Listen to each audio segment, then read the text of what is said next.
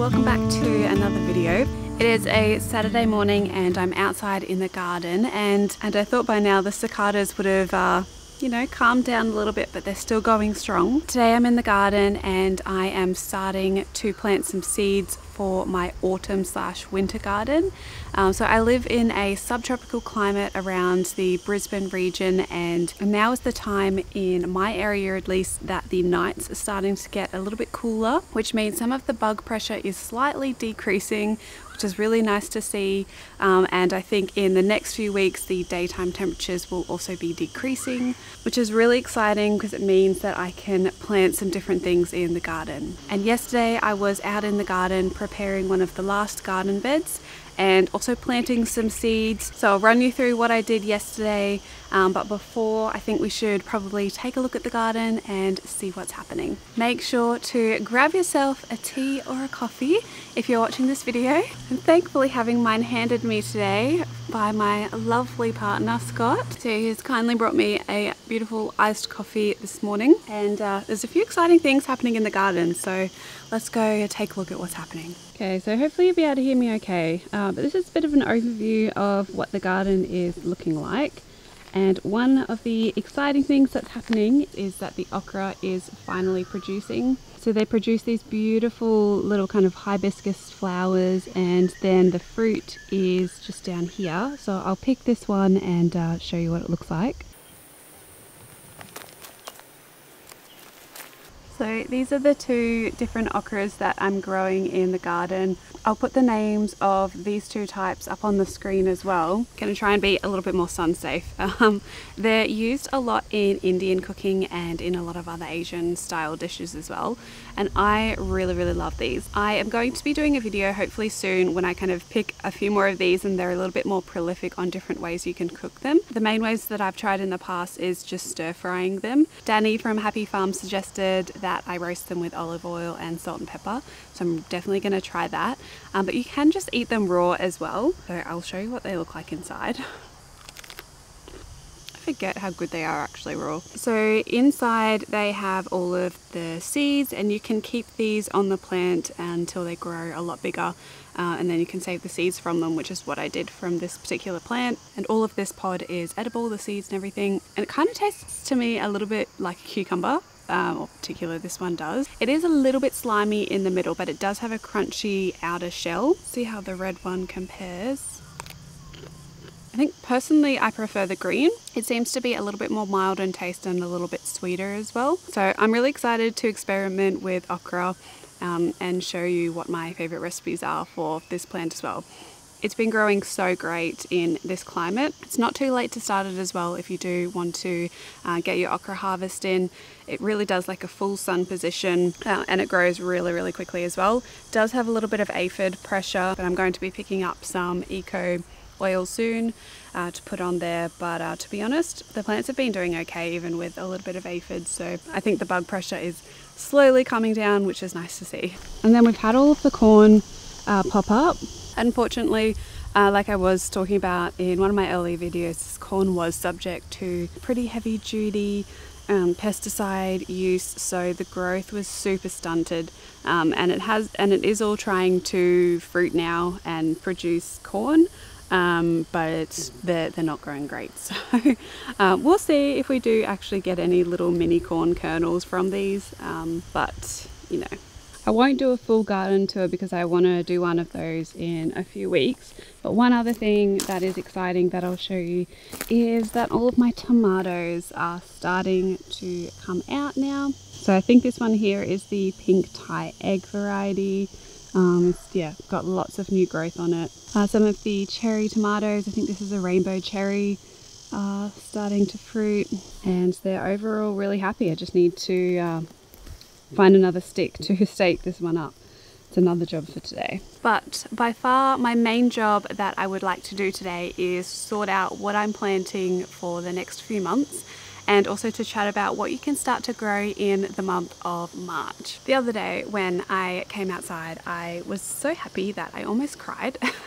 that the weather had started to cool down a little bit, and I came outside and I had this sensation on my arms that was a really, really weird sensation, and that was that I felt naturally cool outside, and it was so beautiful to feel that. That also meant that I was now in the mind frame, and I have in my mind that I can actually grow some things that like the cooler weather. So I have a list of things on my phone that you can start to grow now if you're in a subtropical area. Not all of these I'll be planting myself, but straight after this I will show you what I do have planted, and I'm also going to plant some seedlings in the ground today. So we're going to start with one of my favorites, which I am planting as well, and that is you can start to get your onions and garlic in the ground. So I am placing an order hopefully today. Scott caught me on the computer looking at seeds again, and you know, I don't think he was too happy about it considering my seed stash, but oh well. And I will kind of put up on the screen the different garlic that I'm going to be ordering. I'm going to be ordering it from Green Harvest to hopefully get some beautiful garlic bulbs and a few other little goodies from them. So it's a great time to plant your onion seeds and start them from seed, or to kind of maintain some seedlings that you may have and get an idea of where you want to plant them, and starting to put them in the ground. Depending on the variety, onions can take kind of around 100+ days to grow.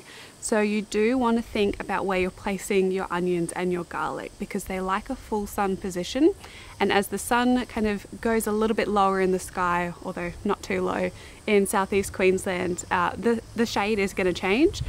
So you do want to place it kind of in a middle area where right now it is getting really full sun. So for me, a great area for the onions would be where the zucchini is now and the corn, because I know that that's not going to get too much shade over winter as well.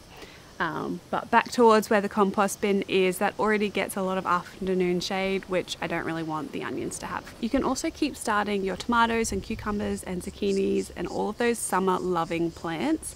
This is the beauty of southeast Queensland.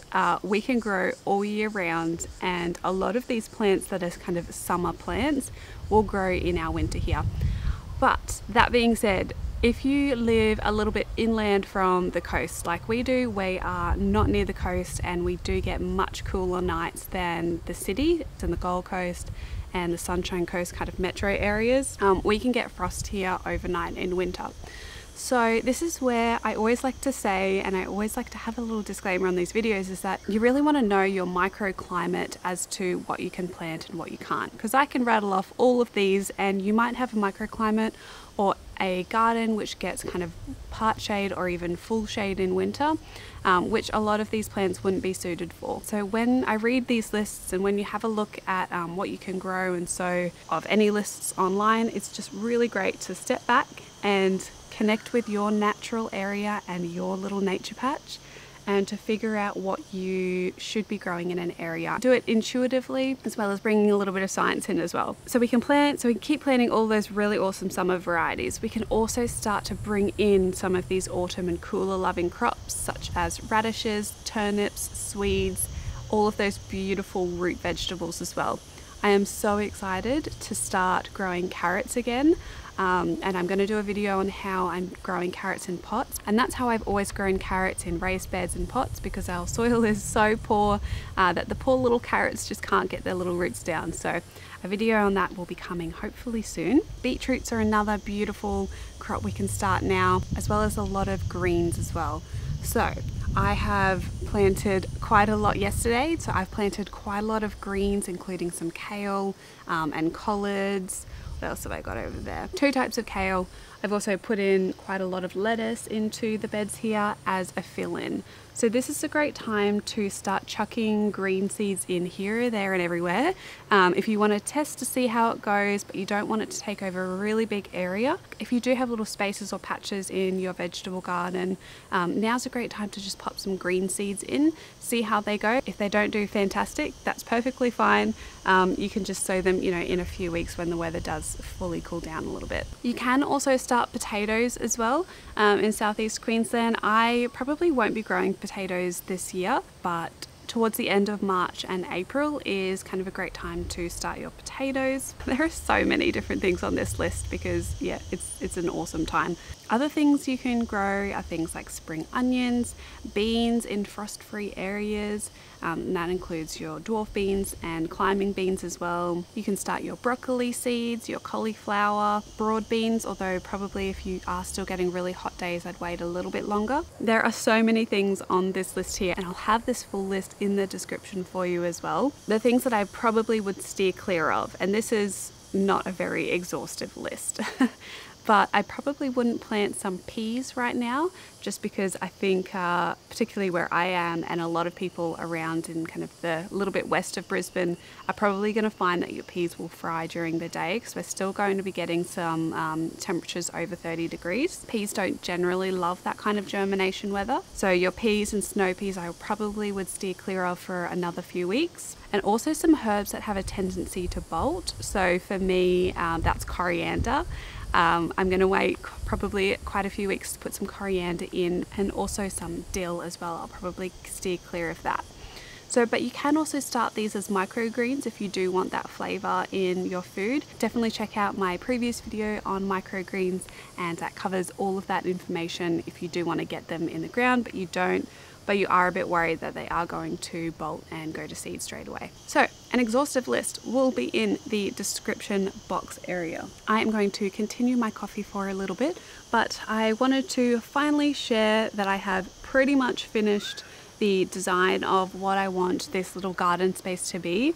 I created the last little garden bed yesterday, and I'm trying out a no-dig garden bed method for this area. And what I did for that was I emptied the compost from one of the compost tumblers that we had, and usually I would kind of fork an area to just fluff it up a little bit and to get some air into the soil. I tried that. It really didn't work out. The soil is just so compacted here, and it needed to rain a little bit for me to do that. So I've just put the compost straight over onto the grass, and then a really thick layer of cardboard, wet that all down, and then I've put mulch on the top. And that has worked really, really well for the other beds. So I'm hoping that in winter, that's going to be a really beautiful bed that I can plant some winter greens in, or broccoli. I definitely am going to let it sit for quite a while to have all that compost mix in naturally with the soil below, because there are a lot of worms around in this garden. So super excited about that. Another thing that I did do was clean up my potting area. So I'm going to insert a little bit of a cleaning montage and me getting my seeds started. So enjoy that. I had a really good time just listening to some really, really good music, and yeah, just having fun on a Friday afternoon in the garden, being a little bit of a weirdo, but you know.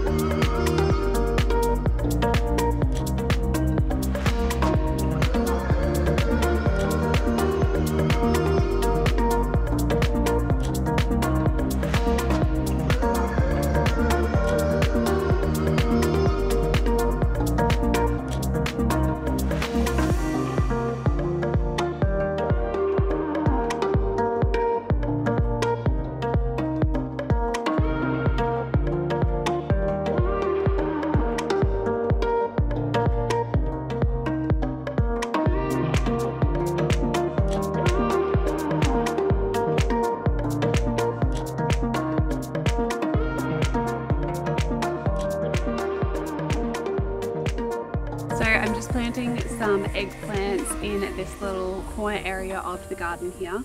And I was just digging down below into the soil. I've got a really thick layer of mulch above this soil of about kind of that thick or so, and it is amazing seeing the difference in the soil kind of health compared to areas that aren't covered with this heavy layer of mulch. It's absolutely beautiful. Some of this soil that is just underneath the cardboard was brought in years ago for this area, and then below that you hit that really hard granitic kind of bedrocky soil.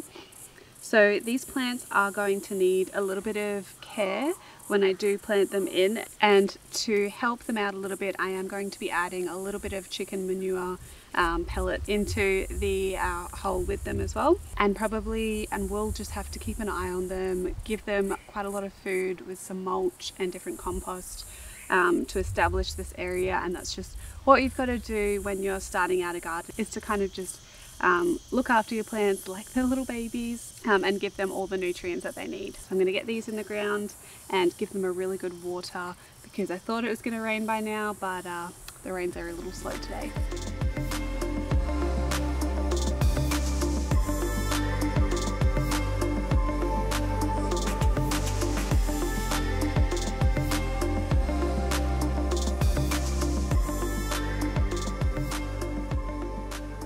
I am also just going to add some good quality potting mix to the hole as well before I put the mulch back over, just to give it a little bit more of an extra boost. And welcome to its new little home.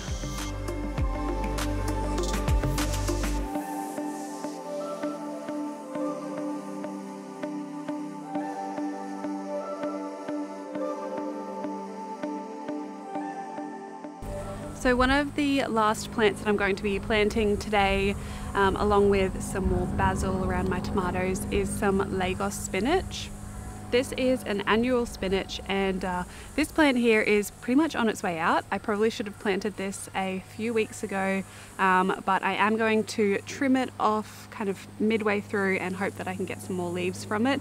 It's also got a little baby next to it, so hopefully that will grow up as well. But Lagos spinach is a really great spinach for southeast Queensland. It is pretty drought tolerant and grows throughout the warmer months in southeast Queensland. It's got really beautiful green and red foliage on it, so the undersides of the leaves are quite red, really high nutritional value, and it has these beautiful little pink flowers as well at the tops. It's a celosia, so it has those gorgeous kind of fluffy flowers, and yeah, I think it's a pretty neat plant. So hopefully I can get some more leaves out of it. I'm going to be planting it next to my compost bin here in the hope that it gets a lot of the nutrients from that. The basil next to it is doing amazing. So I'm going to pop this in the ground and also show you just the last few little things that I have done in the garden today.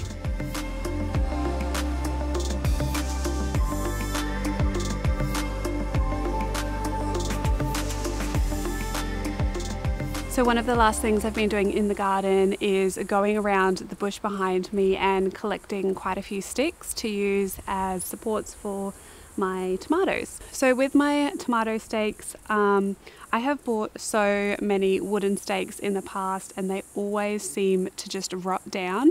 I also don't love to keep buying things. I like to reuse and use what I have, and we have lots of sticks around.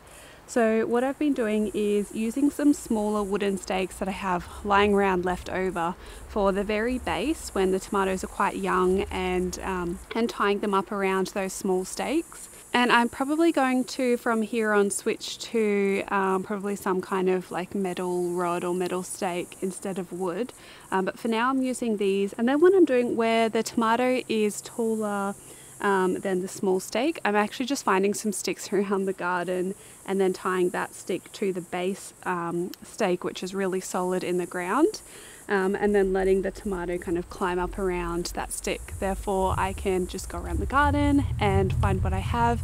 and then use that rather than spending money on really tall stakes. I can just buy smaller ones and then attach other sticks around to it. And then the last thing I have been doing around the garden, collecting random sticks everywhere, is using them as a barrier for the bottom garden bed. Because we're on a slope here and all of the nutrients kind of goes down the slope, I have been collecting it in the other swales I've created in between each row.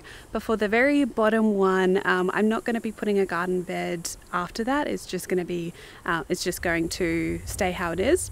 And I want to capture a lot of the nutrients down there, or else it's just going to run all the way down the hill. And so what I'm doing is piling up some different sticks around the garden, and then on top of this I'll be putting some either spent compost or just mulch, and kind of creating an end mound of different sticks and debris that I have around, and that then is going to act as the barrier for the bottom of the garden bed for the whole garden, to then capture a lot of the water and nutrients and hopefully hold it in a little bit better for that bottom garden bed. Something you do want to keep in mind though is that when you put an edge in like that, you are going to have something called edge effects, which is where kind of the edge of a garden bed has kind of that freedom to go a little bit wild. You probably have a few more weeds or unwanted plants, but you just need to maintain it like you need to maintain the rest of the garden by continuing to mulch it and make sure that all the weeds don't go out of control. So I'm going to continue fixing that up and probably give the garden a little bit of a water towards the end of the day if we don't get some rain that is just hovering around us right now. I hope you enjoyed this video, either from what you can grow and sow right now, or just how to kind of incorporate nature a little bit better by using things around you, or just enjoyed the video watching me plant a few things. Thank you so much for watching this video. I hope you're having a lovely day wherever you are in the world, and until my next video, happy gardening everyone. Bye.